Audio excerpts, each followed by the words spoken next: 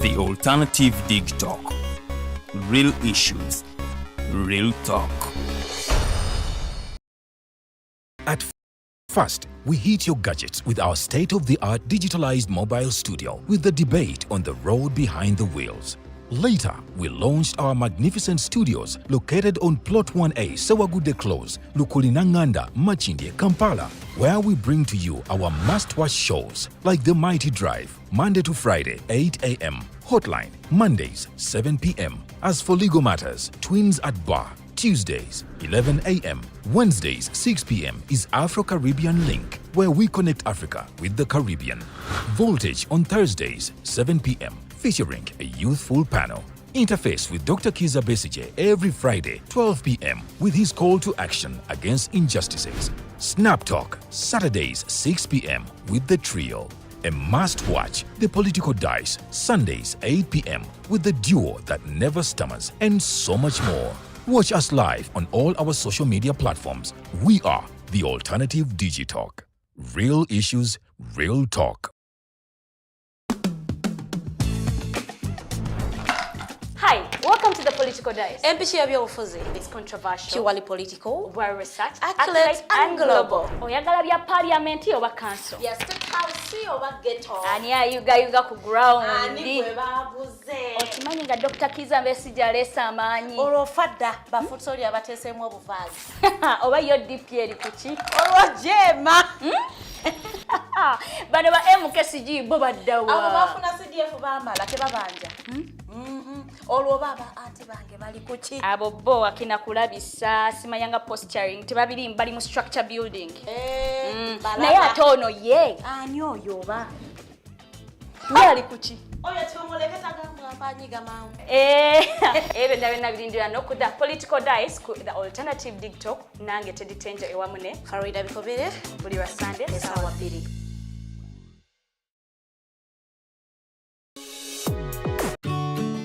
Hey Teddy, have you noticed how little attention science and health issues get in the media? Totally, Edgar, yet science information is very important. Yeah, for sure. That's why the Health Journalists Network is here.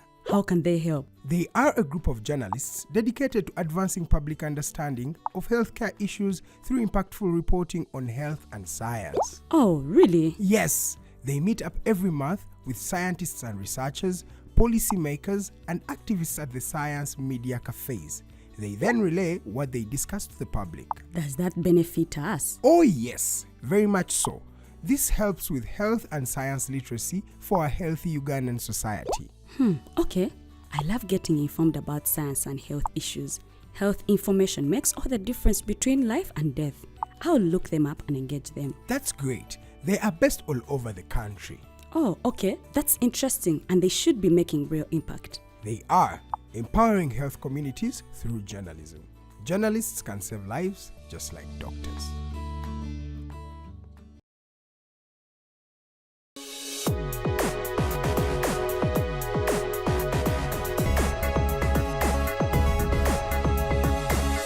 The Alternative Dig Talk. Real issues, real talk.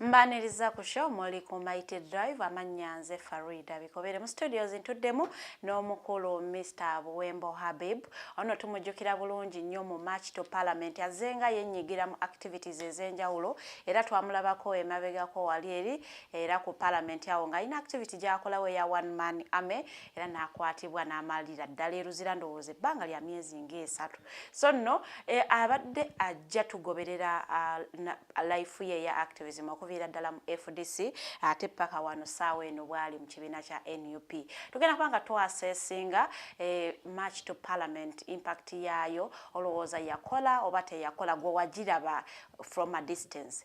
Did they achieve what they wanted oba teyakola? Ate gwe yagyetabamu, did you achieve we mwalina points zammwe ze mwali mwagala okwachivinga, did you achieve? So byonna tugenda kubanga tubitunulira kubanga tulina omuntu participatinga mu march to parliament era nakwatibwa nasindikibwa Luzira weewaawo yogayoga mu kooti naweebwa bail. So no tugenda kubanga tutunulira bonga bye bayina bye beetaaga okubanga baachivinga babituukako bwe baba tebannabituukako, what else are they planning okubanga bakola okulaba nga ate they achieve what they want to achieve. Omanyi buli obeera n'ekintu obeera ne demands. They had demands. We had them say Anita must resign, but Anita is still there. Yalabikako awantu awamu nga atugamba sitamanyi nakumanya abamugamba mbu she must resign kubanga akyabuzayo one term era nagamba lwaki temugumiikiriza one term eyo neggwayo. Omukyala n'alyoka avaawo bulungi nnyo nga tabakeyaniza akwaseemu tayebwa naye afuge. So no ensonga ezo zonna tugenda kubanga ate tuzitunuulira tusooke tulabe corruption scandals zonna ezize zibeerawo tulabe walowooza is it achievable. Manyi oyinza okubeera ne demanding nga nnene nnyo. Do you think they can achieve okugamba tulabe omukyala speaker wa parliament Anita Among agamba ndekulidde olw'ensonga abantu emisango gye pressure from the people. So nsazeewo okwamuka office yange ngirekere omuntu omulala agikwasaganya. Ngenda kubanga mwaniriza Mr. Buwembo Habib atulamuseeko awo nno tutambule ne show yaffe mpolampola. You most welcome. Ndi musanyufu nnyo kubanga ntudde naawe mu show era nga nkulisaayo emabuusu kulikayo. Kasi waliyoko. Naliyoko atawosi waawo. In 2020 when I was in Luzira still ku nsonga za Anita Among nali ndi awo nga amawulire gasoma. Tyaba digito nga naffe batuyingiza. Abatulaba abalungi mwebale kwekuumira ko the mighty digital. Yes. Era namwe aba management ya digital tubebaza olw'okutuwa space eno ne tubeera nga tusobola okubaako ettaffaali lye tugatta ku nnyaffe Uganda. Navaayo mu kkomera. Lukulike. Nkyali mu kunyiga biwundu. Watulugunyizibwa? Omanyi bwe twali mu Maachi baatukwata bangi ne batwala ku CPS awo. Yes. Kutuuka ku CPS Buwembo Habibu baali bamuprofilinze nti alina olugendo olw'olutalo olunene n'Anita Among, so n'abeera nga ali suspected okuba nga is amongst the ring leaders. Era ne banjawula mu bannange. Bwe twasoma amawulire twagamba Buwembo alirinze group. Kubanga No, good campaign eno. It was leaderless, tribalist, partyless, fearless. Era ndowooza tewanda bakona albereti yange ya Nuupu. Era bw'ŋŋambye nti tujja kwaseesinga campaign eyo. Kyova olaba sizze na kyefaananyiriza ne pate yange. Ng'oyagala kisigale partyless. Yes, tukisigaze nga kiri partyless. So tekyali kituufu nti Buwembo Habibu yali akulembedde. Si kituufu naye anyway bagezaako okuntwala mu karuumu awo ku CPS ne bakujja mu banno. Ne banzija mu bannange bwe nabuuza ensonga lwaki ne ba pepper spraying. Ne bankuba spray wa kamulali oyo ne blacking out. Nagenda okudda engulu nga nina ebiwundu ndowooza emikono ogiraba. You can see. Then nga mutwe guzitowa ekifuba kizitowa embeera eyo gye bantwaliramu Luzira ku remand. Naye Luzira nga bw'omanyi Maxon Bay waliyo Gonde hospital, waliwo dispensary, and it is regarded to be the referral hospital for all prisons in the country. Nagera otuukayo ng'obujjanjabi bwayo nina kugumiikiriza mpaka nga ndifulumye. era ndi ku treatment and I'm improving. Did you mention that mukoti nti watulugunyizibwa? I did so. I mentioned though ne bailo gye bampa nkyagiwakanya. Kulwaki erina terms ezotakkiriziganya nazo? Which terms zotakkiriziganya nazo? Sikkiriziganya na term ey'okugamba nti nno the sureties to Buwembo Habib and others should deposit their original national IDs with court. Era namaze dda okuinstructinga abalooya bange okuchallenginga condition eyo. So usually it is hard to leave their original IDs in court. IDs. We need to know that national IDs do not only serve a purpose of standing surety to someone.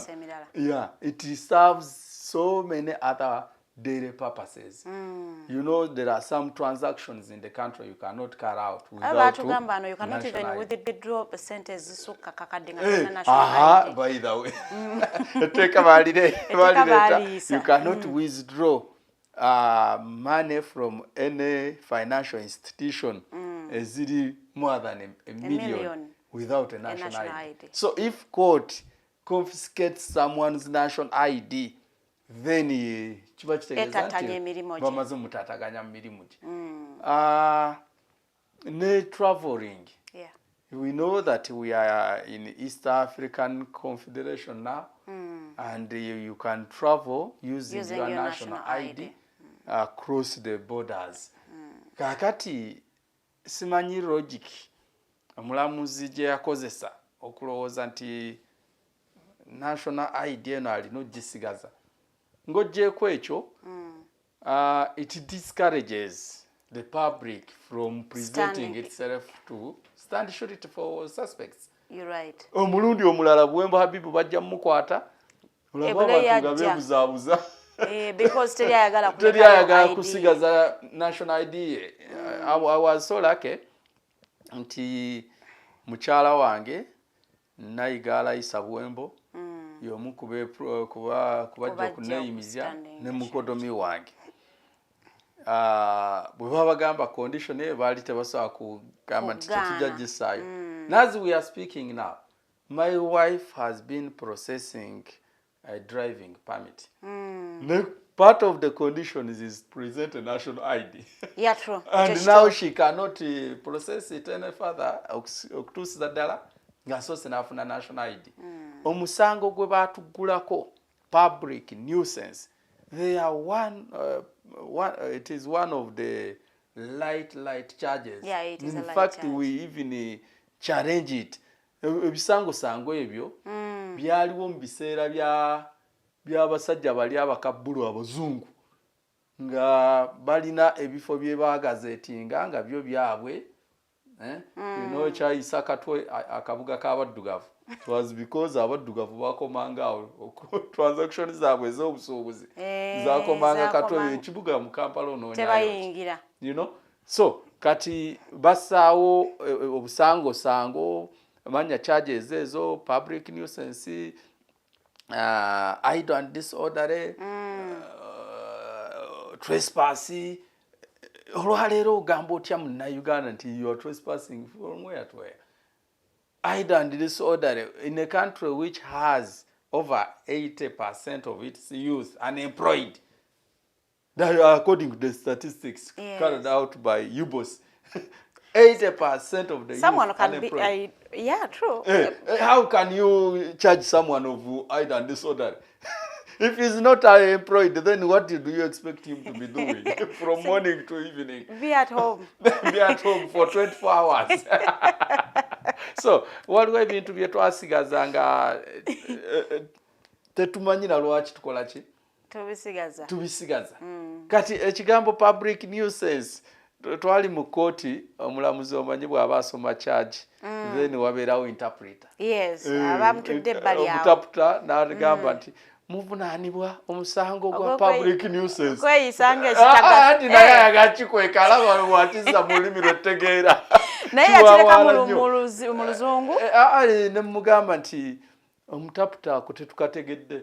public nuisance anti aliwo tunnyonnyola munnaye ajje mu luzungu atuddirize muki mu lulimi oluganda nti muteeberezebwa okubanga mweyisizza ng'ekitagasa kati omulamuzi n'amubuuza okkiriziganya n'omusango oba nedda ne mugamba sitegedde omuntu yeeyisa atya ng'ekitagasa kubanga nze mbadde mu kampeyini nga ŋŋamba nti obuli bw'enguzi bususse era sipiika alekulire simanyi oba ekyo kitegeeza kweyisa ng'ekitagasa bwe kibanga kyekyo kyekitegeeza sikkiriziganyiza na kigambo ekikozeseddwa era sinaba kweyisaako ng'ekitagasa.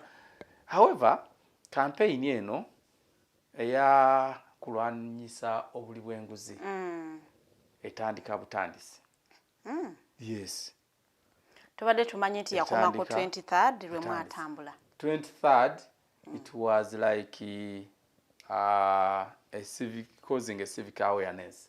Okay. Bannansi bamanye nti obuli bw'enguzi webuli ate businziridde ddala mu house ya parliament eyandibadde esuubirwa okukola omulimu ogw'okulwanyisa obuli bw'enguzi mu institutions zonna endala kubanga parliament constitutionally eweebwa omulimu gwa oversight role ogwakalabalaba mu bitongole byonna ebya state ne government nga obwakalabalaba mwe mulina okulondoola ssente eziri allocated to these institutions zikozeseddwa mu butuufu bwazo teryazibulankanyizza kyova olaba bassaawo n'obukiiko ng'akakiiko ka paaka public accounts committee ng'omulimu gwako kusunsula ssente zino zajja bwezi zakola zitya ani yabuzaabuza kino ani ya you know n'obukiiko bwo ne buweebwa powers nga busobola n'okusiba omuntu kitegeera okulaga nti nno obuli bw'enguzi bulina okulwanyisibwa ekitongole ekyo kyaki ekya parliament.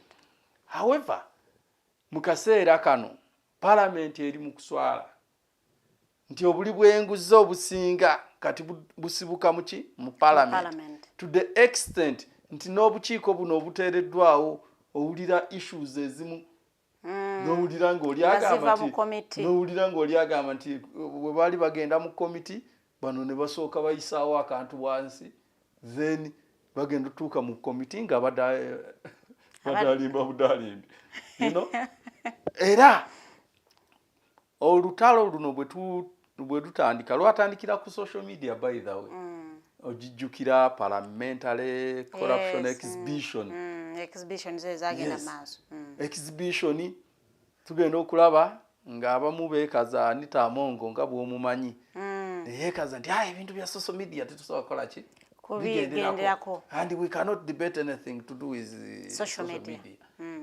Twali tuli awo mu 7 Heedimasita w'abali b'enguzi naye nakkiriza n'aga nti nedda leero kisusse n'akulukunya ekiwandiiko ebbaluwa n'agisindika mu parliament n'agamba in a part of his letter he said I have evidence that there is a lot of corruption in parliament and the minister of finance. Kati bivudde ku social media. In his statement he said I have evidence. So Siganti, I have been following on social media. I have heard people saying I have evidence that there is a lot of corruption in parliament and in the Minister of Finance. So olutalo ne tugenda mu maaso. Kati bwe tuvaayo ne tulangirira ennaku z'omwezi 23 March to parliament okulaba nga tulwanyisa n'okulabisa obubbi obulyake obukenuzi obulabayi obukulupya obuli bw'enguzi obufumbikedde parliament. Ekisooka interest yaffe yali yakulalinga ggwanga lizuukuke abadde alowooza nti nno ssente zino z'ababaka ba parliament akkirize nti zaffe. Because when we are talking about public funds, we are talking about our money the taxpayers' money. Yeah. And who is the taxpayer? Me, you, and the other. Era nze bwe mba nsitukanga nwanirira ssente z'omuwi omusolo sirwanirira gwe. I'm fighting for myself. I'm calling for the accountability of the money I pay. When I'm talking about taxpayers, I'm taxpayer number 1. So waliwo abaga nti nemwe mulowooza nti mu Uganda yonna mwe munalwanirira bw'oba tonasituka. It is like bwe mba ntwala omwana wange ku ssomero ne ntuuka ku ssomero nga fees bamwongezza n'enkayana. Lwaki mwayongezza fees? Oli alina obusobozi obumusasula naga nti nate tola ku muliraano wali basasula milioni basinga wano at least tuli mitwala 5. Yes, bw'oba oli comfortable you may stay relaxed. Naye nze atali comfortable nekyo nsigaza eddembe ly'okusituka n'enkola ki n'oyogera. Kati mulimu bannansi abatanaba ku realizinga, abatanaba ku appreciatinga nti sente bwe ziba zoogerwako ezibbibwa mu parliament nti twogera ku sente ze. You get it? Kati gwatanaba ki appreciatinga olunaku olwo twavaayo okwagala okirializinge. Era ne parliament eve mu mbeera y'okulowooza nti zino ensonga za spire atambuza parliament exhibition what then Agatha era wali olaba nga batandise okulwanagana naki n'abantu abo batandise okubatiisa. They had started threatening their lives. If you can recall, Spire came out publicly and said, I'm receiving life threats. Agatha also mentioned the same. N'abantu aba-activists abamu abali beetabye nnyo ku campaign ya social media. Campaign, I can tell you, 23rd, it was a successful day. I think ngojeko ndowooza campaign ya walk to work. Teri campaign ebadde ya attracting ze bantu. In fact, I may even say in campaign ya 23rd, when it comes to public participation, yasinga ne walk to work. Because during walk to work, you could see leaders on the front line. But these others, the public, it is just cheering at the leaders. Wali olaba Dr. Besigye ne MPs ne activists abatono nga be bakulembedde kati abantu nga bali wali bakola ki bachiyaringa mutulwanirire musajja waffe tukuwagira nenga bo wekituuka mu kwetabamu tebakola ki tebetabamu. On 23rd, police said it arrested 117 people. Mu prison mwe nali mu Maxon Bay, we were 67. There were some others abatwalibwa ku Kampala remand. Waliwo abalala bali mu women prison. So a number yaliwo naye era ffenna abeetaba mu campaign eno, when we hit the street tewalaba kwadduka, because we were like mulimu abeetabamu be bataakwata kitegeeza badduka. Mulimu abo abatono abadduka. By the way, the numbers were so many. Waliwo abagira ne mu tiimu gye nali ndi nayo okulembedde. Mulimu be nalabanga bakola ki ngagamba ogwango ogw'okulabisa guba guwedde. We were about to 35, but during the course of arrest tukwata 17. Kitegeeza abalala bakola ki badduka. It is true. Naye abasinga obungi wabalaba nga boogera ne security nga bagamba ti we are not here to fight you. We are here to fight down corruption. And our call is down corruption down. Nenga abantu abamu bagamba nti ekintu kyamwe kyali kya copy and paste. Copying from where? From Kenya. nti olwokuba bajenzi be Kenya and what's wrong with that? Bachikola ne chi succeeding, so you wanted to copy. Bachikolera ku nsonga ki? Nti mwaina demands. Yes. You are walking to parliament. Naye nga tebiri written down. Nti when we mutuka ku parliament, then what else? You see, temuyina oba petition, temuyina kintu kiri written down. Omuntu yenna asobola okugezaako ku downplayinga call yaffe ne campaign yaffe. The campaign is against corruption, and the question should be, do we have corruption in the country of Uganda? Yes, we do. Is corruption that around is public knowledge. In the parliament? So yeah. kati bwe tubange enkola oba tugikopye Kenya oba tugikopyewa kyekitakopebwa kyogamba Anita Among yasoose okugula ebizigo ne yemyusa. No, see, yeah, so but now there you are attacking the person of Anita. Over constitution ya Uganda je tulina nti ebigambo ebirimu byasookera Uganda era we bikoma. Let me ask you, Mr. Buwembo. Yes. Do you have things personal with Anita Among? Yes, now it is more or less personal, because if you have kept him in prison for over 200 days, then it sometimes now it becomes personal. Yes, kituuka ne kibeera personal. Nobeera nga tokyali mulabe wange wa ggwanga, nobeera mulabe wange n'obulamu bwange. You get it? Kati Anita Among, it is personal. Nkugambye, the money she is mismanaging, the money she is stealing, it is my money. I'm taxpayers number one. Wali abantu abamu abagamba nti Madam Anita Among tali mukuba sente. Otherwise you would say she is mismanaging office, but she's not stealing, so she's not a corrupt person. You see, ebyo nabigambo byakuwunda bubbi. Embezzlement, mismanagement, misappropriation, obwonna bubbi. You get it? Era yankwata mu 2023 September. Ne bantwala mu court ne bancharginga n'omusango gwa spreading malicious information about the person of the speaker, against the person of the speaker, Anita Among. Which information did I spread? Which information were you spreading? That you called her the Kalamajongo iron sheets thief. Anita teyabba mabati g'Abakalamoja. N'agakomyawo. Nti report yagamba she misappropriated. Ne bw'ogenda mu dictionary. N'onoonya definition ya theft. Theft is taking someone's thing or property without a consent. Without their consent. Yes. Kakati Anita amabati ge twalabanga atuuse Kalamoja ebukedia. Later alone n'amala n'agajjayo n'agazza gye yagabba. Yalina consent y'Abakalamoja. Teyalina ensonga lwaki yagazzaayo. That is theft.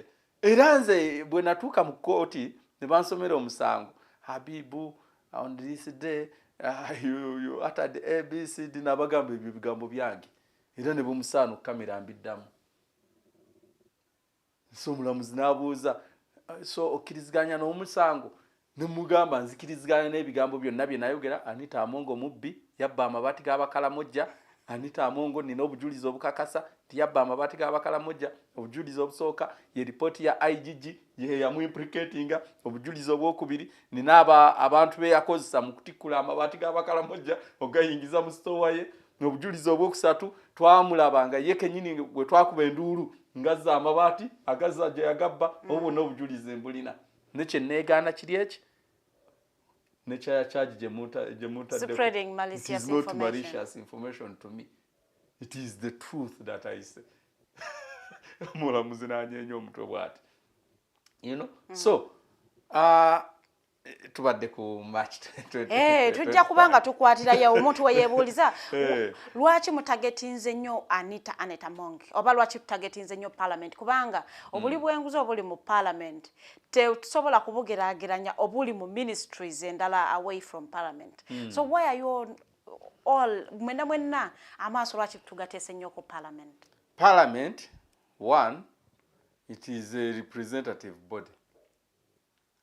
ekiikirira nze naawe n'oli n'omulala. Yes. Parliament constitutionally is being charged with the duty of oversight role. Parliament, other than all other state institutions, it is the only institution etaliiko agicheckinga. Kubanga tulabye Parliament erina committees eza public accounting committees, institutions. KCCA, come here. You were given this much. How did you spend it? How did you contract? Tubalaba nga bayita ne Bank of Uganda. Yeah. You come here. You account. Let us see. Ne bayita Yunula, ne bayita URA. Ani ayita Parliament ogicheckinga. Tawali. So, Parliament is being left to us, the public. To check if we don't wake up and take up that role, then bajja kusigala nga babbanga bwe baagala nga teri abakola ki? Teri abakuba ku mukono. You get it? Yes. So, lwaki twatagetinga Parliament? Oluvannyuma lw'okulaba nga bo bakola ebintu byabwe mu mbeera ekyeyononere, embeera eya butagambwako. To the extent Parliament tugirabyeko severally nga ne kooti eyogedde Parliament n'egaana. Yeah. Take an example in the case of Honorable Francis Zake. Mu keesi ye y'okumujja mu commission mu mbeera etali abumativu. Naddukira mu kooti. Court pronounced itself. Court said baamugoba mu office mu bukyamu. Era kooti n'eragira azibwe mu office ye. Ne sente zonna ze yafiirizibwa zimuddizibwa. Is he in the office? No. Kisanya kyaggwako naye. He was reappointed.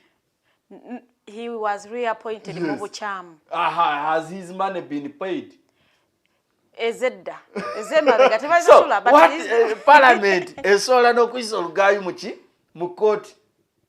The same speaker, Anita Among, who is saying today, nti ku motion ya Sechikubo, we cannot undermine court. Court has taken a decision, so we have to respect the court's decision. She is the same person who never respected a decision of court in the case of Zake. Kati omuntu afaanaganako bw'atyo yefudde semawale.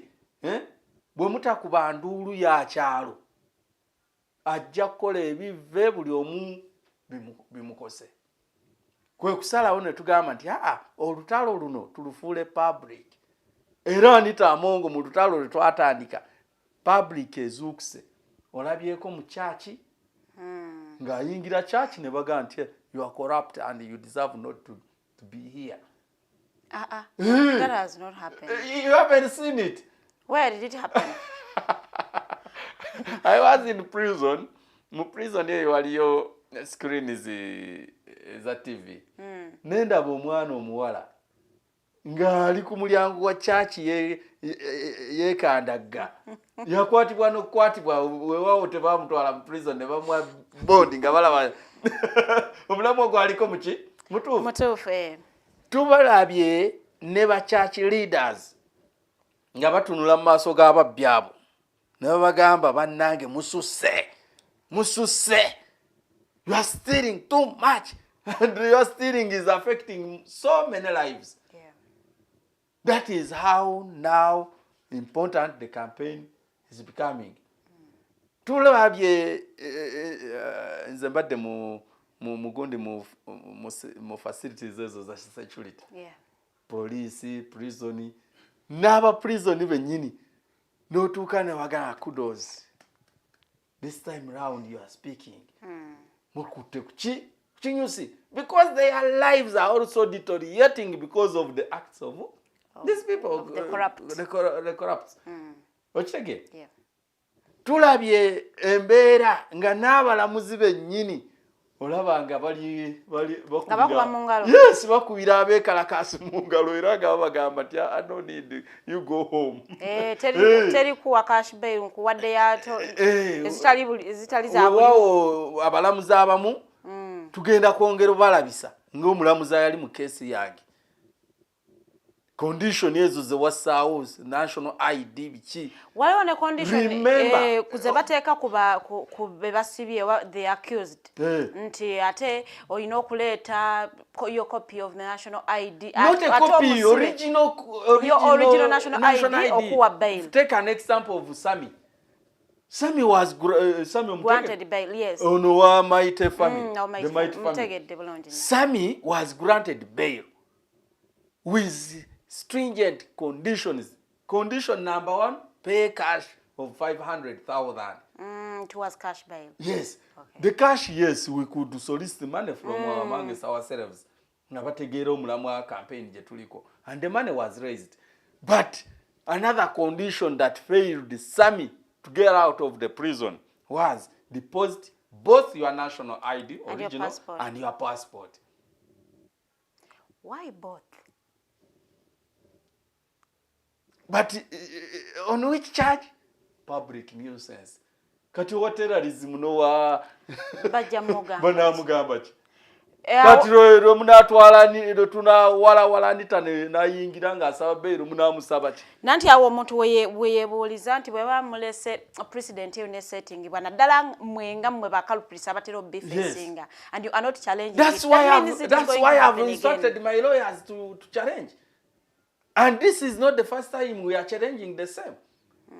2017 Buganda Road Court yali egufudde muze nga buli lwekwata ba activist esaawo condition ya gundi ezo national IDs. We ran to High Court. We received the judgment from Justice Musa Sekana. And in his judgment, he emphasized that a national ID is a document that is used in a day-to-day transactions. Therefore, court confiscating people's national IDs is an abuse of justice. Yes. You get it? Yeah. The judgment is there. The judgment were fuluma, I think 2018, if I may show you, okwongera okujjayo obukulu bw'ensonga eno. Kubanga abantu abamu balowooza nti ebintu ebimu nti tulwana nnyo entalo nnyingi. Waliwo agamba neggwe Buwembo buli lutalo toggwa mu lutalo gwe toweewuuzaako. Kaakati bw'obanga mulundekedde enkole nti nandi agadde nange ndabo another person challenging on this, not me again. But now if you are all keeping quiet, should we all keep quiet? This was 2021. Read for the viewers. For the audience, subject to retention of national identification cards of sureties by courts. This circular serves to inform you as follows. This is from Chambers of the Principal Judge, High Court of Uganda, Plot 2, the Square High Court Building, Kampala, Uganda. So it was addressed to all judges, all registrars, all deputy registrars, all assistant registrars, all chief magistrates, all magistrates grade 1 and magistrates of grade 2. Ngagamba nti following several complaints by court users, it has come to my attention that as a condition for the grant of bail to accused persons, many courts request for their national identification cards of sureties to be deposited in court until final disposal of criminal cases. Most criminal cases take over a month to be disposed of, yet national identification cards are required by all Ugandans to undertake day-to-day business. The attendant is that sureties are unable to pursue their rights and undertake their obligation as citizens of this country for as long as their original identity cards are retained by a court. I think this is page 1. That was page 1. Yes. Page 2 ndowooza abali mu kutulaba Mutegedde bulungi nnyo naye kubanga emisa abantu olusi bwe tuga we are challenging, we are running for a review, we are doing yaga never know what since the law do not require deposit of national identification cards of sureties with court as condition for grant of repeat bail. that. Since the law does not require yeah you know deposit of national identification cards. So the magistrate who asked for the depositing of national IDs in our case, yakosa mateeka impunity, and we must challenge impunity at any level. Yes. By this circular, judicial officers ordering the retention of national identification cards of sureties are reminded to make bail orders that reflect a difference between the accused person and the sureties. So that means the law requires sobola okugamba accused okudepositing the accused, but not in every case. In the capital cases. You get it? But on a charge of public nuisance, no gambo muntu, you will not travel until when this matter is being disposed of. It's therefore deposit your passport. Yeah, true. Kati, go ahead. It also serves to direct all courts that are holding original national identification cards of sureties to review such orders in favor of release of the said and obtaining alternative surety and or documentation to ensure that the accused returns to court until final determination of the matter. Please ensure compliance as soon as practical in light of the ongoing directives governing court operating during the COVID-19 pandemic. Copy to the Honorable the Chief Justice, the Honorable Deputy Chief Justice, the Chief Registrar, Permanent Secretary or Secretary to the Judiciary. From the Principal Judge, Flavian Saija. That was 2021. Oh, take it. Kakati, today, Magistrate wa Buganda Road, ayasabye original national IDs okuva mu bashurities baffe kye yakoze kye bayita batya mu mateeka. That is insubordination. You know? Yeah. Directives are principal judge tazirabawo amuyisizaamu eggaali. Respect the orders za court nenga tugenda kubanga tuwumulamuko katono nnyo ebigambo bya mateeka bitandise. So such impunity we must fight it down, and we said down impunity, down. We are going in for a short commercial break. Tugenda kubanga ate tukomawo nkyali ne Mr. Buwembo Habib okuva wali eri mu kibiina kya NUP tukyasesinga impact ya march to parliament yaliwo mu ennaku z'omwezi nga 23 omwezi oguwedde. A very good morning.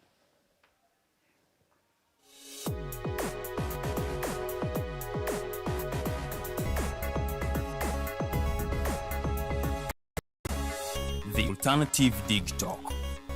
Real issues, real talk.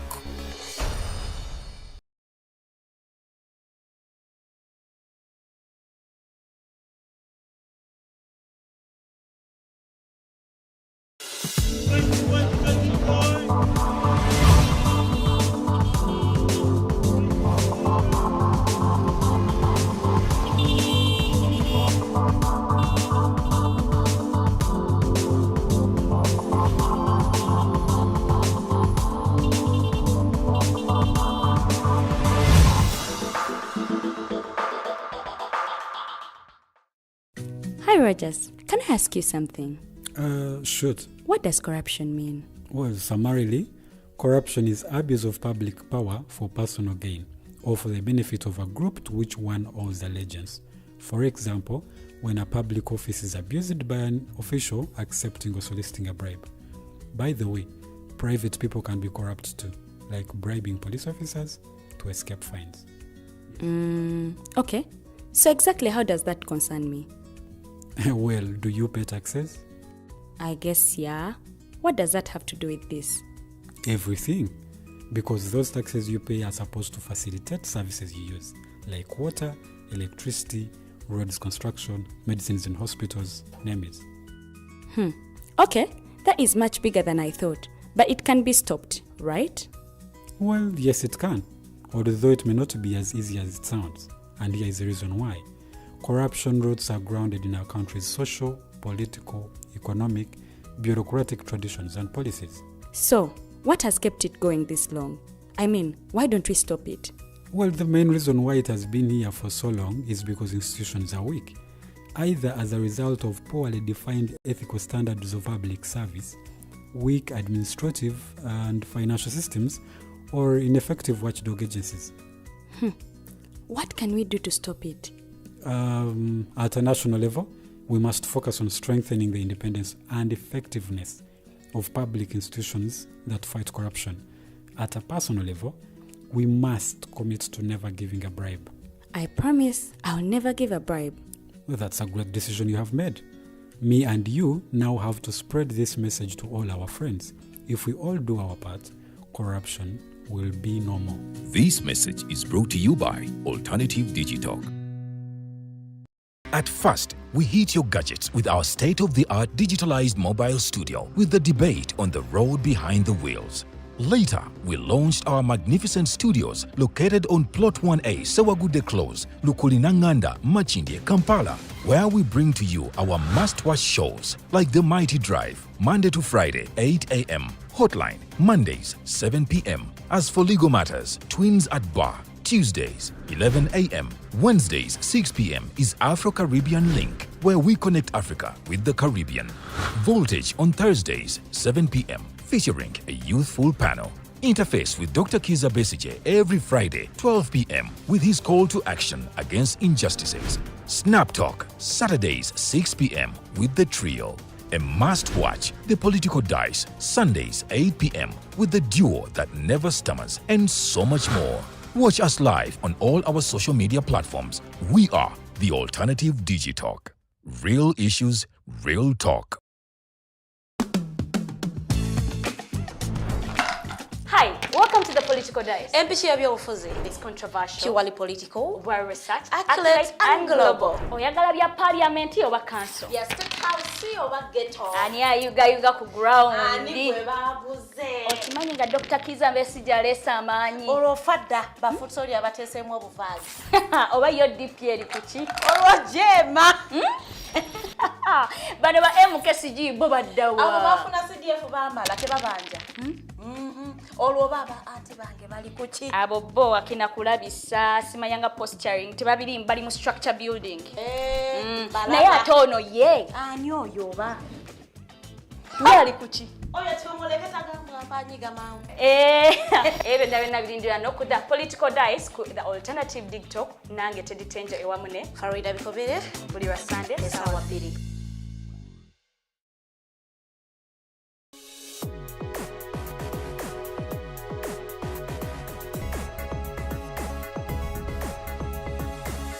The Alternative Digital.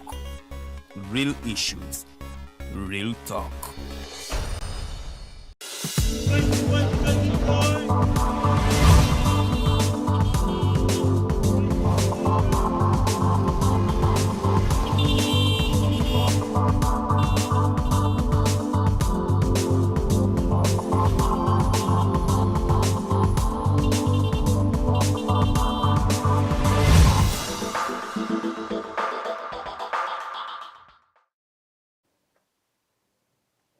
Tukulikeeyo mu kuwummulamuko tuba tuyingidde ekitundu kyaffe ekyokubiri program The Mighty Drive tugenda kubanga tutambulira ddala paka ssaawa 4 ez'okumakya. Nkyali ne Mr. Buwembo Habib tuli mu kwasesinga impact ya March to Parliament. Gwe ali mu kutulaba gwe kusinzira ku gwe nga walaba March to Parliament eno osobola okubanga ate naawe owa endowooza yoba opinion yo ng'okozesa comment section both on Facebook and YouTube. Ku YouTube tuli ku The Alternative Uganda, ate ku Facebook ojja kubanga otusanga ku Digital TV oba Alternative Uganda. Comments zo ngenda kubanga ate nziyitaayitamu nga show bwegenda mu maaso. So Mr. Buwembo, twagala tulabe tutiikinge what was different chanjawulo kyali mu March to Parliament as compared ku activities endala ezibadde zijja zibeerawo nga ba activists bazikola. ekyenjawulo ekisooka nti up to date you cannot say eno campaign yakulemberwamu gundi yalekebwanga campaign y'abantu bonna era ne mu participation nekyeyoleka. This was the first time I was in prison with a lawyer. Lawyers have always been representing us in courts. Nomusangayo nagamba bibo mbere lyetya ne kuluno twali na lawyer mu prison. Council Jeremiah, I think, omumanyi. He was arrested from the gates of Parliament. In fact, yali mu campaign n'abaali bamumanyi amongst the police officers. They could not believe that he's part of the campaign. That's how he managed even reaching. He was not suspected that he's part of the people that are walking. Yes. So until when he started addressing the media from the gates of Parliament. No, corruption must be stopped. So we are engaging in this campaign to fight against corruption. Hey, kumbe roya council, you are in the Nebambeba. You know, we saw artists, but the musicians, the comedians, ne bana abazanya emizannyo. Tubadde twogera ku Sami. What the mighty family. Yes. We saw journalists. We saw artists coming out on the comments. No, physically participating on the streets. Yeah. You know, comedian in the Twala Bagundi Rainy, Rainy Gafudeyo, Twala Babantunga, Walumwalo, no Muyimbi, Yani. Avayo na kola comments nungi ku social media.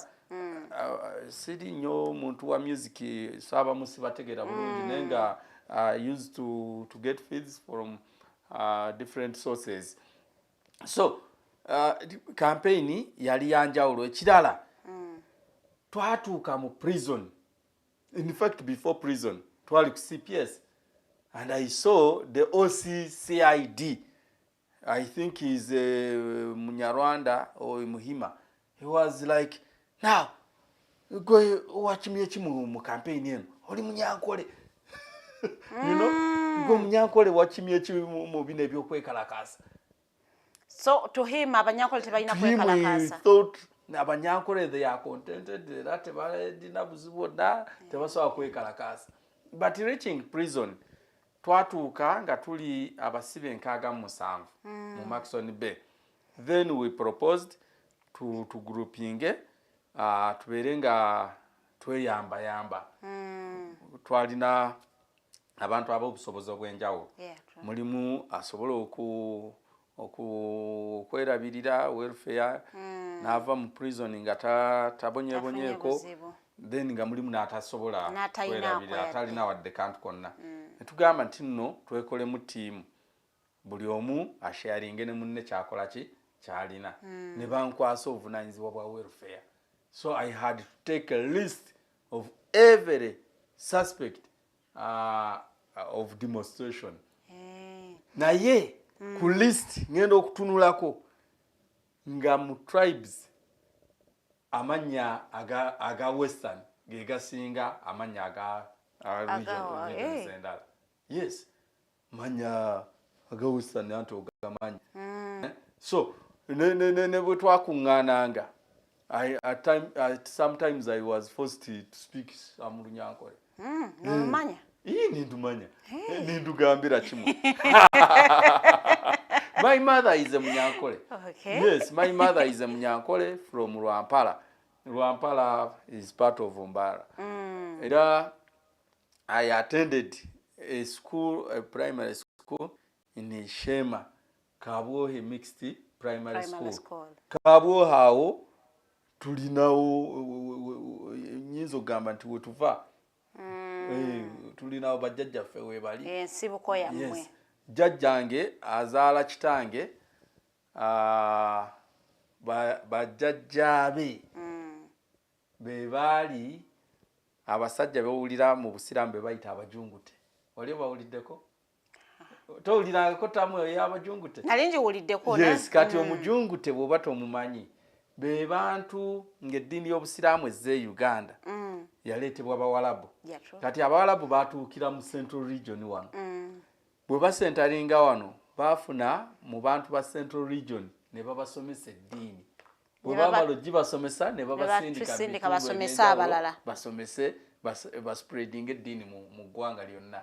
Kati Amongst migrants mwe bajja ne babasomesa ne babasindika mu kitundu kya Western by then Bushenyi. So we yagenda okusomesa eddiini. Yasomesa eddiini olw'okuba nti yali musajja musomesa mulungi ng'ate ne munneeyisa musajja mulungi. Abaayo ne bagamba nti tetukkiriza kuddawa. Tetukukwikiriza kugaruka Buganda musaawo. Ne bamugamba ojja kubeera wano era okkakkana jjajjange ng'abasajja beebuuzizza tumugala abeere wano naana alyaki. Mu biseera ebyo abantu bali generasi nnyo. Oli n'aganze muwadde olusuku. N'abuuza kati olusuku anaalya amatooke mpaka ddi tanywa ku mata. Nze muwadde ente 10. Kati ente 10 ozimuwadde anaazirundira wamula. Nze muwadde acres 4 farm. Alundireko ente ze. Kakati anaabeerawo atya nga talina amufumbira. Nze muwadde muwala wange. So he ended up marrying a munyankolere lady. Then n'avaamu bajjajjaffe nabo olw'okuba nti jjajja bwe yatuuka yakola nnyo n'agaziya ettaka lye baamuwa n'agulirako eddala n'afuuka omu ku basajja ab'amaanyi ennyo mu kitundu ky'Ebushenyi eyo Mushema Kabwohe. Kati jjajja azaala kitange naye n'awasa omukyala nga munyankole. Yalina abakyala be 3 naye nga bonna yabajja eyo. Kati tulina obujjajja essayidi eyo. Kitegerekeka bulungi. N'essomero kwe nasomera erya Kabwohe Mixed Primary School luliko ne secondary gitudde ku ttaka lya jjajjange. Yabawa eka ziringa 24. Kati wogabira acres 24 ogaba kumeka. Obo oyina mpitirivu. So OCCID CPS yali tamanyi nti abanyankole bayingira. Yali tamanyi nti no abanyankole nabo balina rights ezekalakasa. Oba nti nabo banyigirizibwa. Yali amanyi bali comfortable. Bali comfortable. Not being comfortable because we were demonstrating against mismanagement of the taxpayers.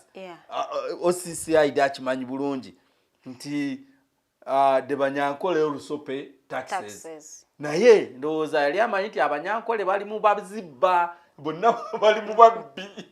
Nti bonna babbi tebalina kuvaayo. Bonna bali mu babbi. So ng'alinga agamba ffe tubba ate lwaki muvaayo ate mutulwanyisa. You get it?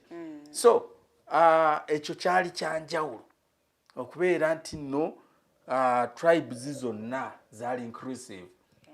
Mwalimu aba Northern, mwalimu aba Buganda, mwalimu abatoro, mwalimu you know, so to me it was an achievement. Era tugezaako consolidating spirit eyo okulabanga we advance this struggle.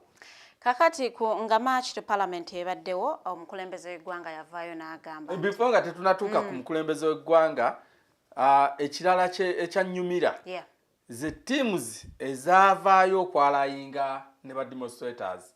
We saw teams of lawyers to begin with Uganda Law Society. In my court when I was presented nga banzija ku CPS, I was being represented by the president of Uganda Law Society, you know, and he had moved in with a team of lawyers. In fact, by lawyer, bajuza benches is provided for. Abane basigala nga bakoze eki nga bayimiridde. That was a good gesture. Then bwe twali mu kkomera, the team of lawyers from chapter 4 they came and ne babakyalirako eruzira tukyalira ne basaba osi n'atuwa room ffenna ne batukuŋŋaanyizaamu ne batubriefinga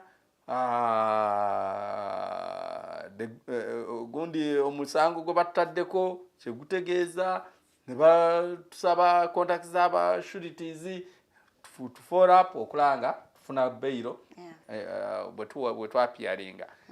Another team that visited us, which had never visited me before, it is a team from Uganda Human Rights Commission. Hey. They came following us to prison. Okay. They gamba, we want to find out, there are some cases of torture, and we narrated to them. Though still disappointed, the reports the 12 hour. I haven't read them anywhere. Sinalaba ngeti gye bakola mu follow up. Bajja kukola. Bakola report. Sinagiraba. You know, because we raised cases of torture. In my case, myself, I was tortured. I was pepper sprayed from within CPS. They did not pepper spray me from the streets. Instead, never pepper spraying from that. That is injustice of highest level. Because even during arrest, acts ngezo zivumirirwa. Kati ate gomaze okukwata n'omuyingiza ne omwagala. How do you start pepper spraying him? The person like Sami, mu room gye bassaamu, next mwe mwali Sami. Nawulira emiranga Sami gy'akuba. Bw'ogenda emulago ku Labour Ward awazaalirwa emiranga egyo tosobola gisangayo. Emiranga gye yali akuba nga gisinga egy'omukyala akwatiddwa ekisanga asindika omwana. And I was wondering, what is it that they are taking him through? Era akabonera akalaga nti ddala bamutulugunya ffe baatutwala mu kooti kwolwo ye ne bamulemezaayo ndowooza asooke ebiwundu bikaleekaleko bamuleeta nga wayise wiiki emu n'ennaku ezigwamu. Ffe nga tulowooza nti baamuta n'okumuta ne balyoka bamuleeta. Era bwe bamutuusa mu kooti, he was given the longest remand. Some of us, abamu babawa wiiki emu n'ennaku bbiri, abamu weeks bbiri. In my case, we were for 2 weeks. Ye bamuwa weeks 3 n'ennaku ezigwamu. N'awa tiimu yali asooka mu kooti yali ajja nga waliwo abajja 29, waliwo abajja 31, abamu nga 1, then ffe nga tuli 5. Tiimu esembayo yali yanga 6. Ye nga wa 19. Then ekirala ekyannuma ennyo ku muvubuka oyo yennyini bwe bamutuusa mu prison, he was detained in that part of Komito. Nakunyumizaako life ya Komito wano olala. Kubanga mu 2022 bwe baali bansibidde mu Maxon Bay ne baleeta Dr. Besigye, kati ne batugamba nti tetusobola kubeera ku broko y'emu. Ne banzija mu ordinary wards ne batwala mu Komito. Life in Komito is another torturing life. Era bwe bakutwala mu Komito baba bagenze psychologically tutocharinga. In Komito, abatamanyi Komito basibirayo abantu abali capital offenses. Capital offenses nga defilement, treason, rape, murder, emisango egifaanaganako bwegyo. Terrorism. Kati bwe bakwata ne bakutwala mu magistrate court. Mutera okuwulira cases nti court teri asabye bail ne court teri na buki buyinza bugaba bail mu case eno. Mwakiwulira mu case ye Masaka yali ekyajinga ba Honorable Alan Sewanyana ne Segirinya. Aga nti court eno teri na buyinza bukola ki buwa bail. So magistrate court yeweebwa obuyinza obuteekateeka file with all the supporting evidence. Kati after preparing that file neryoka egitwala mu high court erina obuyinza obutryinga case efaanaganako bwetyo. Kati during that time nga magistrate court ekutte file n'egitwala mu high court obeera committed. They say he has been committed to high court. Kati bwodda mukomera obeera komito kwe kwawula mu banno. Yes, ne bakutwala mu komito. Kati mu komito oba olinda because file magistrate court bwegitwalayo ebeera pending erinda allocation bagiwe omulamuzi. Bimu ku bye tuvumirira life gye tulabye mu prison nti omwana omusiba ayinza okubeera mu komito omwaka gumu, 2, 3, 4, 5, 6, 7, 8, 9 ne 10 nga file yetefunanga allocation for 5 years or 10 years. 10 years and so byenjogera nina omwana bamuyita Katerega Ibrahim erimu yali DJ oba MC ng'akozesa linnya lya DJ Messi yalikolako ku radio emu eri mu Kiboga omubende Kiboga.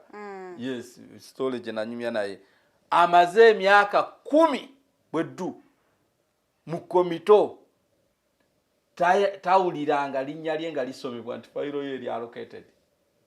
Nenga mu Uganda yemu in the last I think last year of 2022 if 2023 if not 2022 High Court yejjereza omuntu ng'amaze emyaka 11 mu komito era fayiro ye we bagiyita mu High Court bagenda otunula mu bujulizi nga talina musango. Ne bagamba file dismissed after having been in prison for 11 years. You know, so the delay of justice, delaying justice is an injustice of the highest order. And in principles of justice, they say justice delayed is justice denied. Yeah. Such a person cannot go celebrating. But dismissing the sirina musango. Nenga ne alina omusango ogubadde kuvunanyizibwa. Bwe baga nti bamusingisiza omusango. Bayinza omuwa ekibonerezo kya myaka 12 ku 10 mukomera. Kati gobadde mukomera emyaka 11 olinda koti lw'erowooza naye locating ati yo. In another case, ojjukira case y'abaseeka Sheikh Ahmad Yunus Kamoga ne banne obaga nti be bataba amaseeka bannaabwe. They were in prison for 7 years. Bagenda mu kooti naye egamba sinzira ku bujulizi obuliwo they are being acquitted. after being in prison for 7 years. Do you know what 7 years means in life? Yeah, Godira emyaka gy'ogyeko emyaka 7. Olabe baba kutambuza kuziza. Kale dira gy'olina weeyongereko 7 olabe gy'olaga. So it is too much time. It is too much time. Kati chembadde tubadde twogera ku Sami life ye mu komito. Yes. Nti ogenze oli ku remand. Ate bakutwala ya public nuisance. Then ne bakussa mu ward ng'oli n'abantu abamaze mu komera emyaka 5, 7, 8. Mu life y'abantu abafaanaganako bwe batyo. Abantu be the relatives and the friends bamufollowinga ekinene emyaka 3. Kati osanga omuntu mukomera nga amaze emyaka 3 nga tawuliranga muntu we nga ayita ku linnya lye. Kati goze ngo ukyawunya n'akawo. You know? Kati embeera eyo bali bosanga waliwo amala emyezi 4 nga takutte ku kitole kya sabbuuni. Kati sebo goze ngo ukyawunya n'akawo bagenda kusuza n'abantu abafaanana bwe batyo. Anyika obunyisa olugoye mu mazzi n'amala n'alwanika nga teruli mu sabbuuni. I told you about a story nti nali mu komito nga bantaddeyo namalayo weeks 2 naye lumu nagula keeki because balina canteen awo beera ne sente zo ku account si cash bakwa number olina ko oyagala you can do a transaction ne babireeta nafuna cake ne ka ona nwaka cake ndiyaka cake bonyorako ka ona na I attracted a team of about 6-7 inmates nga bakutunuulira you know nga bakanudde amaaso neneebuuza kati nkwate ka keeki kano kamenye mu piece buli omu muweekoba nga tekisoboka you know naye bwe namala okulya n'okunywa ka onako nanywako half nenjigaba bwe nasituka okugenda okunaaba mu ngalo nalaba ekintu kyesiryerabira mu bulamu bwange. Sajja yasooba mpolampola n'atuula awagudde obukunkumuka n'akanyiga mpolampola atestinge ka keeki testi yaako. That life is for real. You know? Kati okussa mu bantu abafaanaganako bwe batyo sigamba nti nno tubavumirira oba nti kive naki naye psychologically tosigala kyekimu gwe nga gwe bataddeyo psychologically bongedde okuto kyalinga n'okulumya obusibo obw'amaanyi. Then ekirala mu komito komera eriri mu komera bano olwokuba nti baana obusibe buwanvu n'emisango minene emboozi gye banyumya eyawukanira ddala ku balala oli agamba nze tonsaako kyejo sinze kitaawo nja kutta bandeeta wano nga nzisa abantu 6 just okuwulira ekigambo ekyo kikusuza teweebase era ogenda okucekinga ne baga nti ali ku madda osanga oli nga bamutaddeeyo nga yatta famire ye mukyala n'abaana be. Kakati gwe obadde oli mu kulwanirira ddembe lya buntu olwanirira sente za muwa musolo ne bakuteeka ne bakusaawa. What story are you to share with such a person? Komito komera eriri mu komera liriko ne gate yaalyo. Kati abasibe bali abali mu ordinary wards batambula mu gye bayita boma ye compound y'ekkomera.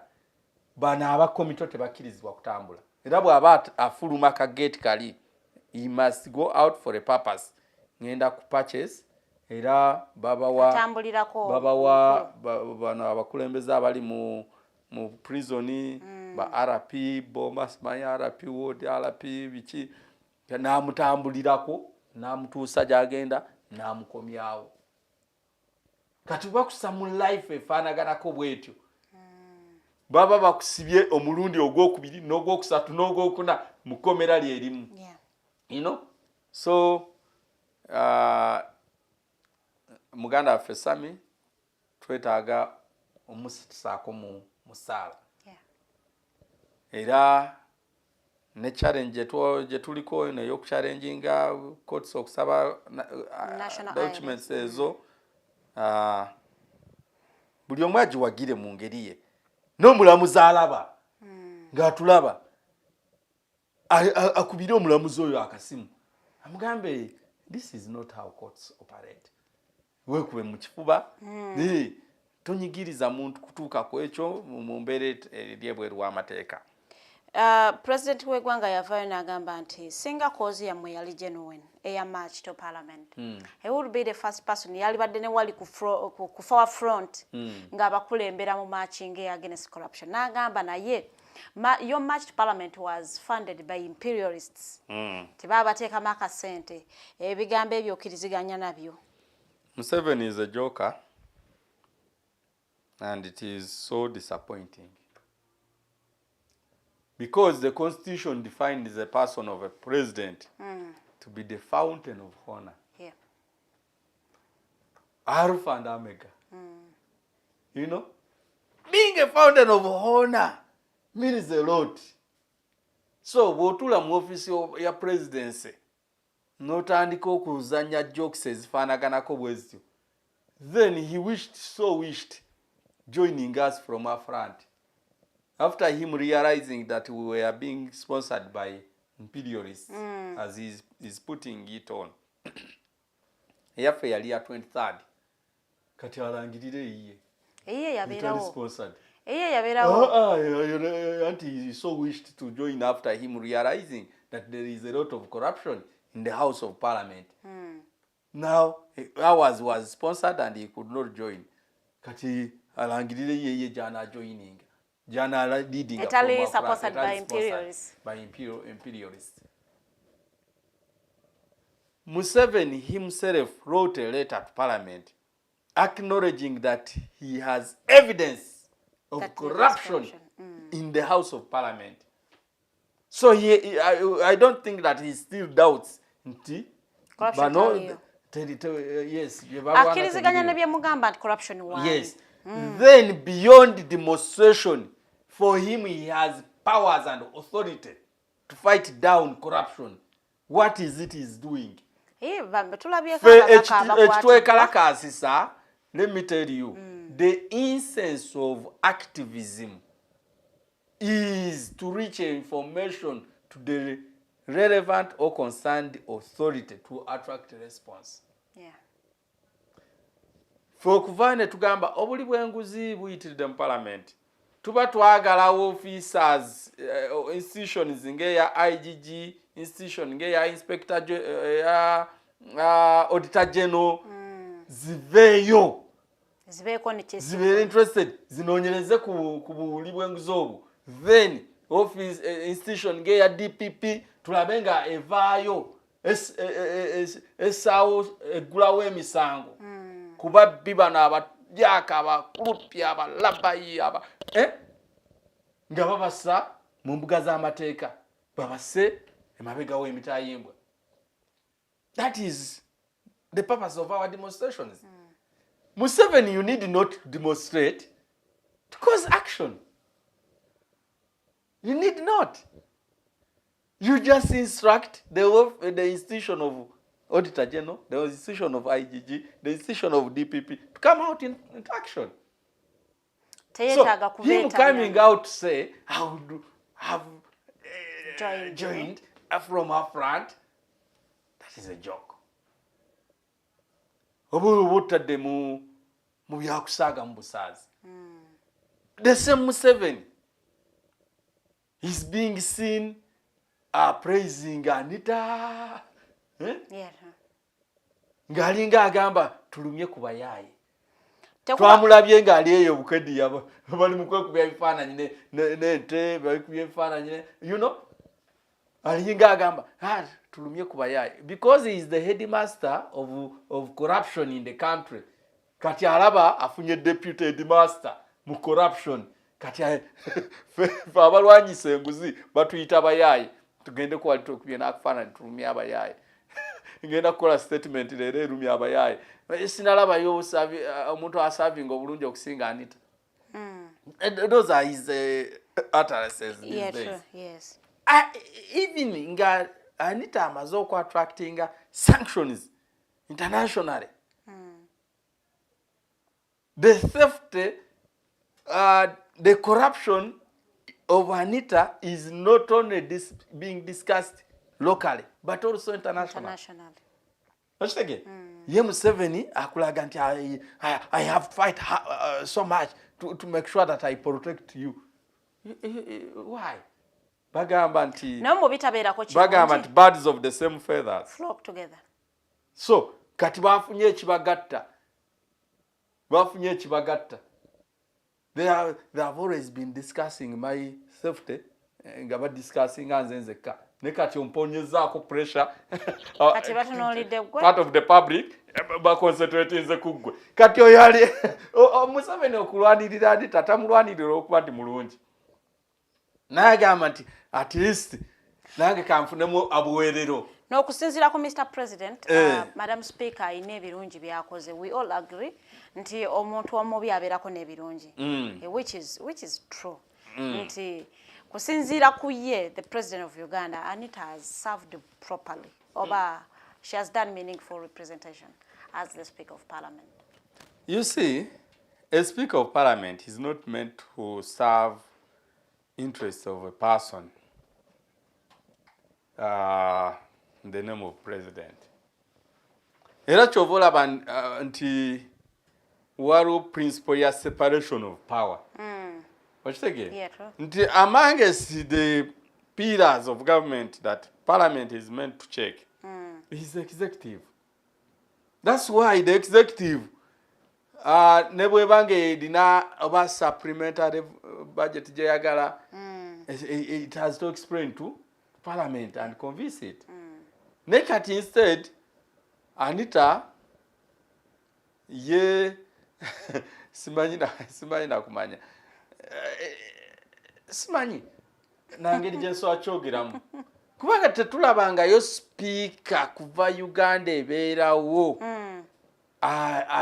ayonoonya ekitiibwa kya parliament ng'omukazi ono.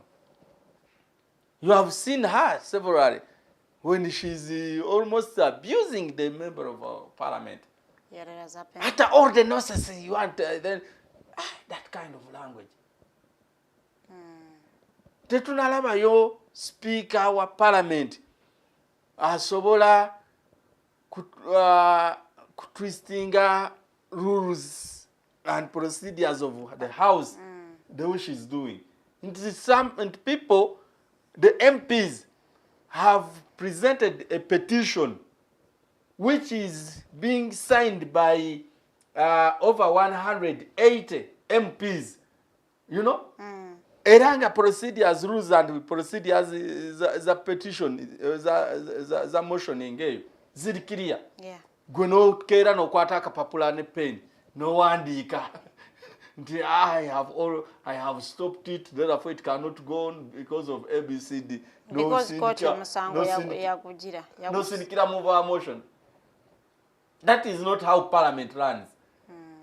Motion ne bwebanga eri no kubeera withdrawn. It is not through a letter writing. You follow the rules. But because she feels like she's the parliament herself, she does the way she wants. Alabisizza n'anafuya parliament. Ate njaga kuba omulanga eri institutions endala. Mwegendereze. Don't allow this rotten lady. Olulimi okozesa olulidimene. She's already rotten according to her. Olulimi tuluterezeemuko. Nkosa olulimi kimama njazike ekigambo. Oli respectful. Asijja kwa ekigambo in this case. Njazika ekigambo ekyo ekimujjamu. Ekimujjamu. Aha, oyagala kutinze n'obulyake bwe obukulupya bwe obulabayi bwe n'olulimi oluvuma envuma gy'avumamu ababaka ne. That still she remains the Speaker of Parliament.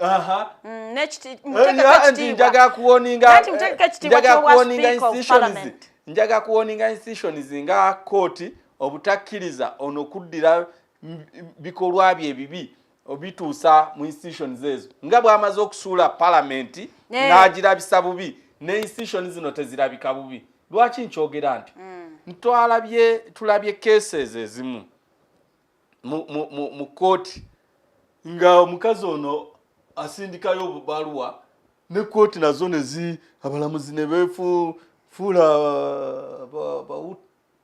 kozi ogambye tugambye tetukozesa lulimi luvoola n'olaba nga bakoledde ku directive zaki za Madam Speaker. Police mu biseera by'okosoocola omukazi yakubira okosoocola as the IGP na Kasimu Habibu yadumira abaagala okunzita mukwate ochola naye gwe nali respecting nga a trained police officer who was sitting in that office of the IGG on merit. IGP.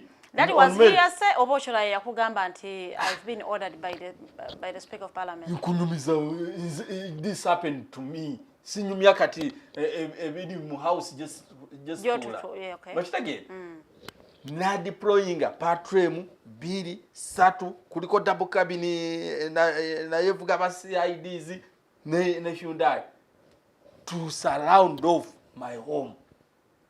for the whole night to wait for me in the morning nga nfuluma. Ne bankwata ne bantwala ku side headquarters ekibuli. Nga the directors at CID headquarters are there waiting to see who is that human being who is commanding the teams life that are aiming at killing the person of the speaker. The speaker is being given so many security personnel to guard her life. So someone who attempts nafuna ofunya ekirowoozo naga nti nsobola okumutta oyo muntu nawe bw'obeera mu kitongole oba wetaaga okumulabako. So the way I was arrived at CID headquarters oyinza okulooza maama baleesa omutujju nenzija gye banzija ewaka nange kenyini nagenda neebuuza ku luno kiki nakoze eki because I've never been driven in so many cars like they drove you that yes patro ekulembedde ebbiri zivaako emabega genda otuuka wali nga bakubira IGP tumulina era nabo ne bambuuza Habib wakoze eki pressure IGP gyatutaddeko gimanyi ne baŋŋamba ebibyo wakati wo ne speaker kunze nze atali member wa parliament atali staff wa parliament ati speaker tugatta ki you get it. So in the end of that day bantwala mukomera ne malayi naku 14 in the end of that day after a year ne bawandikira ne basamoninga Anita Among alete ba witnesses she represented none ne bamusamoninga je herself to witness against me. She did not show up. The matter was dismissed. Nenga wamala ennaku ezo zonna mu mukomera. Namala ennaku ezo mukomera ne mala omwaka mulamba newuba mu kkooti nsasula legal fees business zange zifudde erinnya lyange olyonoonye kati oyo muyite ki still abeera speaker wa parliament era kyembadde njagalamu nti poliisi terina kukkiriza kukozesebwa muntu ng'oyo muntu wa institution ayonoona ekitefaananyi kyayo kooti temukkiriza kukozesebwa muntu ng'oyo nassaayo omusango nga bamaze okugoba guli mu 2023 bagoba around June. In September I filed a civil suit with High Court Civil Divisions calling for compensation from her. Because one, she caused malicious arrest on me. She caused malicious prostitution on me. Then she defamed me. She caused me losses, business losses. There's $1 billion compensation. She has influenced, I have information that she has bribed the judicial system not to allocate my case. You wait for the day. Lwakuba nti kati mbadde mulwadde. Bwentereera mbwenti. I'm going to protest around judiciary. Namwe tuba exposing as we have exposed the court. Because now if we all sit down netu watching nga courts are being described as temples of justice. Mwembuga ya yobwenkanya. I have run to court to give me justice. It has seated on it. What do? I wait to suffocate. I'm left with no option other than demonstrating around court to fight for my justice, because I'm told from the schools I've attended that justice, freedom, and rights are fought for. They are not begged for. Dembe balwanirire bajjajjaffe babatwaliranga ku njegere nga babatwala mu masamba g'abazungu okukola obuddu. Basooka kulwana obuddu okuvaawo, tebaba kulwana naffe badde batusa ku njegere ki zezimu. Kati mu kaseera kano bwe sirwanira ddembe lyange okubonaabona kulindiridde baana bange n'abazzukulu bange. Nga tumaliriza nze neewaayo nja kulwana kinaaba nsobodde okulaba nga nfuna eddembe n'obwenkanya mu ggwanga lyange Uganda.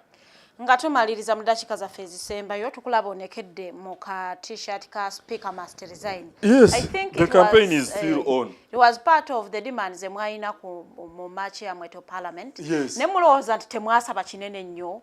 Is that achievable? Si kinene. Olaba ekisinga obunene kwe kukolerera eggulu.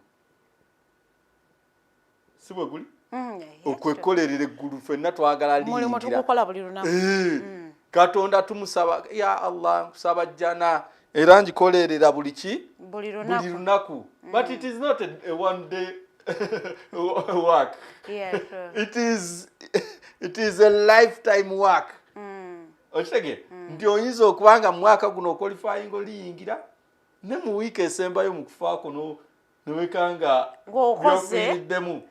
byofiiriddemu nga bikuyingiza ki geyeena ne wabaawo awangadde omwaka nga wa geyeena naye mu wiiki esembayo mu kufa n'afa nga ali ku mirimu egimuyingiza jjana.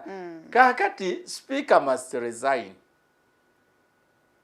23rd March to Parliament did not get her resigning. Yeah. Then we have to look at the achievements of that day. Olaba ekiri mu house. Parliament mwenyini. This very week. Nalabya ababaka ba Parliament nga batuuza press conference. Nga they are like, Speaker yefudde ki? Speaker atatambulira ku mateeka ga Parliament. Speaker yefudde partisan nga alina. Did you see them quarreling? Yeah. Had you seen them prior before nga tuvuddeyo kuzukusa? No, sanga nabo mwabazo. In fact, in their conclusion, they were like, we are going to join the public to demonstrate against you. Did you hear them saying? No. I didn't hear them say that. You know, they are pledging to join us in demonstrations against the person of the speaker. Against the person of the speaker because of her conduct. I want to tell you, did you see Museveni writing? Yeah, that I saw. And saying, I have evidence that there is corruption in the House of Parliament. Yeah, between the Museveni and Anita Among. Yeah. Nkujjukizeeko. Njijukiza. Twali mu kibuga Kampala wano. Gatukuba enduulu, Jennifer afuuse Jennifer atuntuza abantu. His Excellency Robert Kyagulanyi n'akuba oluyimba. Tugambire ku Jennifer asusizza ki okukamba. Museveni bwe yavaayo okwogerako eri eggwanga. Sirabanga abakazi abalungi nga Jennifer. Era singa tubadde n'abakazi nga 10 nga balinga Jennifer. Eggwanga lyandibadde liri wala. We were so disappointed by the statements. Nene tugamba no, struggle continues. Netusigala nga to exposinga ebikolwa bya Jennifer. Jennifer tekitegeeza nti yali talina birungi byakola. Alina ebirungi naye bye yakolera ekibuga Kampala. Bye tumu appreciatingako. Okitegeera? Naye ebibi biwulikika mangu okusinga ebirungi. Bw'obeera ne kkaani y'amata lita 2 olina kulaba nga ogawembejja obutagwamu Kristo emu ey'omunyu. Just one Kristo, small as it is, ey'omunyu emala okutta amata gonna. Kitegereka? Kati wali obadde ogamba mwetemulabako birungi bya Anita Among. We don't expect ebirungi bye tukusuubiramu. Ebibi tetukola ki? Tetubisuubiramu. Therefore, ffe tetuliwo kutendeeza birungi by'okoze kuba bye tukusuubiramu. Kati bino ebibi bye takusuubiramu bye tulina okwekanga era twogereko. Kaakati Anita mu kaseera kano wali olabyeko omukulembeze amuwaana. Omukazi ono bali mu kisaawe bagulawo ebisaawe. Anita olowooza lwaki bwe yalaba Abamerika nga bakuba essomero lye ekifaananyi yawodalinga abasibe ekitole wagiwulirako? Yes. Omanyi lwaki yawodalinga? Nti baali bamuwaddeko lipoota ebyobugagga byalina ebweru. Kaakati ng'alinga alaba bazze bakapchalinga byalina wano munda bakole bulungi lipooti bakole calculation computing bulungi earnings ze vis-a-vis ebyobugaga byakola ki byalina. I think ndowooza Museveni yasoma obwongo bwa America naga that is their interest, so they have been failed. Now let me reach out to myself.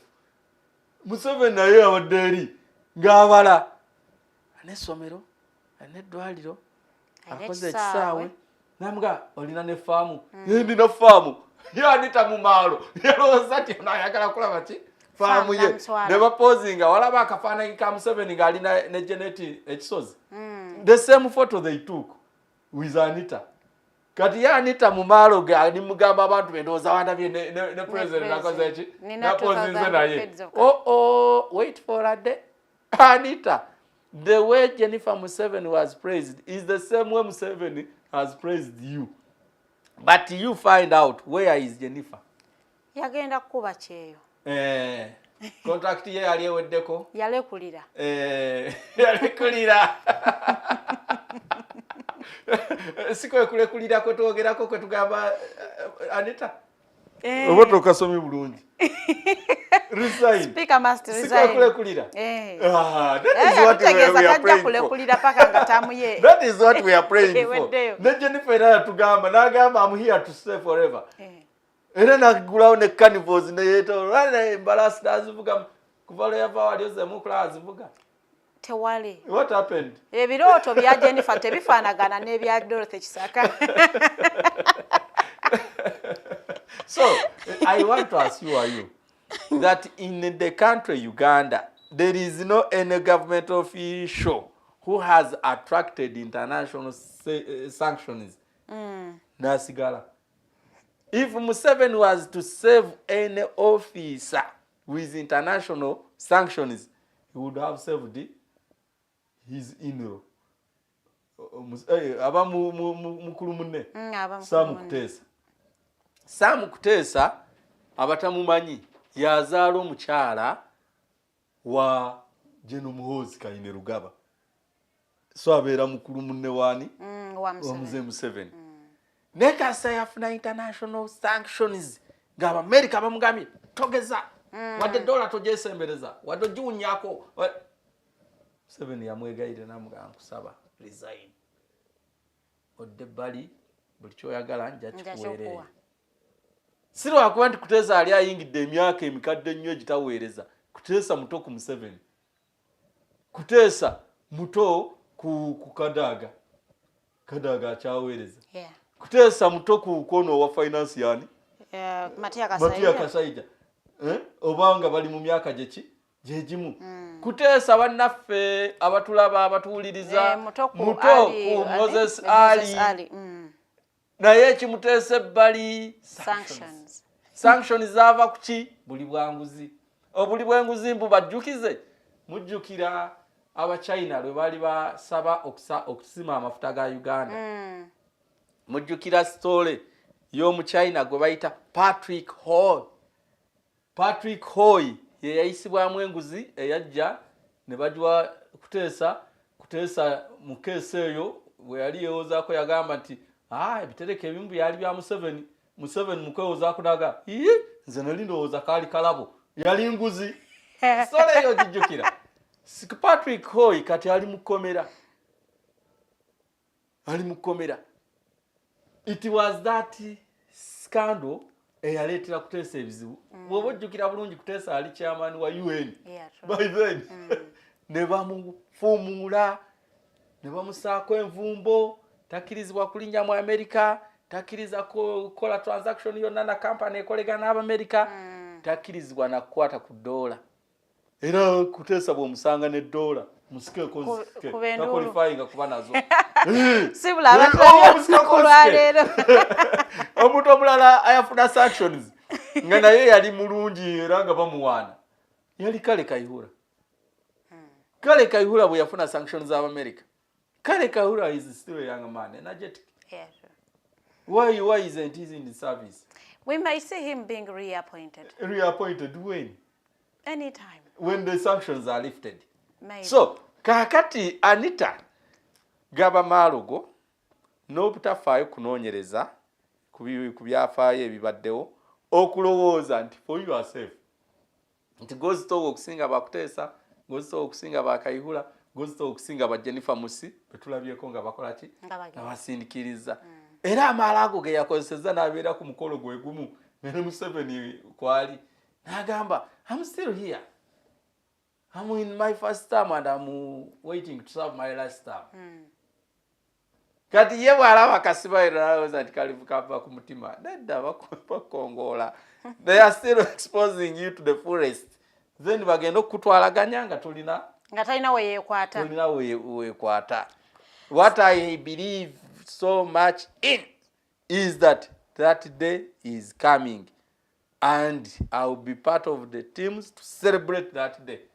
Nga tumulaba busikati nga babumujjamu buno bwa pinki nga bamwamaza kayero wali mu women eruzira. And I will visit you. I will visit you when you what if they don't arrest her? What if she's in? And the option is running away. Na ine kukuma. Jekaso amulabira. Waliwo omuntu omunamugamba nti I visited him. Ojukira DPC gwe bali bayita Jora Mwesigwa. Ayakuba munamawulire wa WBS wali Emmengo. Yali yamukubira mu activity yaffe. A National Association for the Unemployed twatwala petition ewa IGP Kayihura then. Naye nagenda ekigo. No more visiting. As a visitor. Nempandika I've come to visit Jora Mwesigwa. Ngogenze mukudalira. Nga mugulidde lofu y'omugaati ne kilo ya sukali. Bwe natuukawo nemugamba Jora you are here. And you are not in a uniform. You know? Tekwe kudala. Have your life. Yes. And sigamba nti ngenda kukyalira Anita eruzira nti ngenda mukyaliranga mukwano gwange. No, amujjukiza mbeera gy'adda atwagaliza. You are here also. You cannot also move. You cannot fly. You cannot do shopping. You cannot, you know. Ebyo yemboze betugatta mu kaseera ako. Akasembayo. Waliwo abalabanga struggle yaffe eri ewala. Njagala bategeeza nti teri struggle nyangu. Osoma ddiini ki? Islam. Ndi mu Islam. Oli mu Islam. Nabii Muhammad sallallahu alayhi wa sallama kyamutwalira emyaka 10 nga spreadinga kigambo eki la ilaha illa Allah mukkirize nti Allah ali omu era ye mutuufu w'okusinzibwa teri kyesinzibwa mu butuufu bwakyo okujjako Allah. 13 years nga tagasseeko nti musaale nti musiibe muwe zaka 13 years nga spreadinga kintu kimu kigambo kimu. Naye ate era mu myaka 13 bangi in fact if they were not the majority abagaano kiyingiza mu kifuba kyabwe. Look at Jesus. Yali Israeli ng'agamba abantu bannange Katonda ali omu muve mu butale musinze temussa butale mu masinzizo n'alwanagana nabo at some moments. Yatuuka kufa ng'abamutta bebo babuulira ekigambo. Si bwe guli? Has the word, his word, failed to reach Uganda because he was murdered? No. But why do you think that we should get worried because on 23rd we marched and Anita is still the speaker? We need to keep on the gospel. We keep the gospel alive. I do believe that parliament yeri mukyogera. Speak Anita ajja kutuuka lumu nga zze okusaba mu church bamugambe nti no ogenda kusabira bweru. Wano qualifying kuba tonaba kwekuba mu kifuba. You get it? Yeah, true. Anita ajja kutuuka ekiseera n'omwana gwazadde ave ku ssomero amugambe no, I regret being mothered by you. The stories around you are not stories of a mother. We pray it does not reach that level. Anita ali ku level mu kaseera kano. Truth be told. Nga bw'ayingira obuliri omwami abufuluma. Sika kano. Ebyo bikubulira birinako wino. Maliriza kubanga tobeera nabo mu kisenge. Birinako wino. Walaba ku firimu za America bano bakomando nga bayiga omuzi w'emisango. Bwe bamwalocatinga nti ali mu kizimbe kino. Aba FBI. Baawudalinga ennyonyi ne zisalako mu bbanga. Ne baawudalinga obusajja bujja bukutamye bwe buti ne busalako ku ttaka. Ne baawudali n'abamu ne bagira ku piki. Abamu ne basigala ku mmotoka nga bali mundu bazikute bati. State eyo Abamerika bagamba nti the criminal is being abrigad. Ndikati talira we yekyusiza mu bbanga tumusazeeko wansi tumusazeeko ne buli kasonda ko is being abrigad. Anita, she is in a state today of being a brigade. Tachalina gwatunako bwati naga nti ono mukwano gwange. MP bali nabo mu parliament bamusongamu. Bwagenda mu katale bamusongamu. Bwagenda mu masinzo bamusongamu. Buli wabeera ni wabeere waka. Wao tweyanziza nnyo mukulu Hambi Buwembo. Yereserwa campaign je tukola ki? Ngenda kubanga nebaza abatulabye, mwebale kubanga mutulabye, tugenda hanga tubasiibulira wano show ya face munnyo mugenyi wange tajja kumaliriza. Mubeere n'olunaku olungi olwaleero ku ssaawa emu waliyo voltage mbasaba tubeereko ate tunyumirwe show mwebale nnyo tusinkana olunaku olw'enkya ku ssaawa 2 ez'okumakya.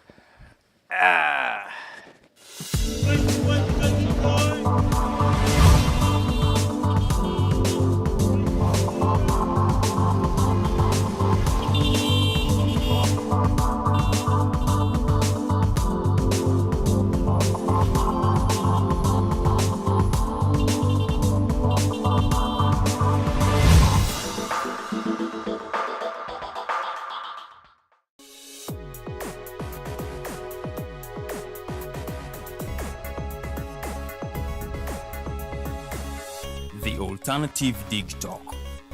Real issues, real talk.